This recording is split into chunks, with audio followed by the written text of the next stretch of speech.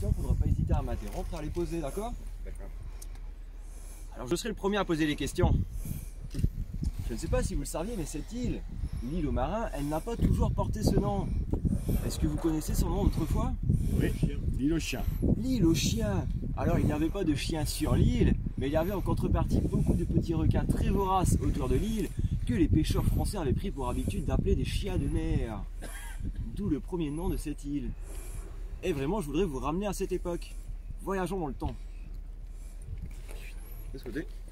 C'est le cousin de Stéphane Il y a Bern. plus de 120 ans de cela, et vous pouvez imaginer qu'en utilisant le port naturel de Saint-Pierre, formé par cette île et par le cap à l'Aigle de l'autre côté, il pouvait y avoir devant la baie qui s'offre à nous plus d'une centaine de goélettes qui jetaient l'ancre.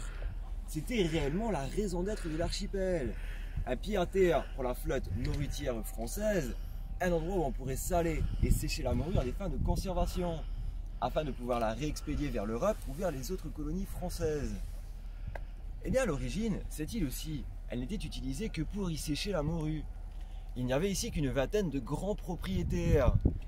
Mais la saturation des installations de pêche dans le port de Saint-Pierre allait conduire ceux qu'on appelle les petits pêcheurs, ceux qui pratiquaient la pêche côtière, à venir s'établir sur cette île.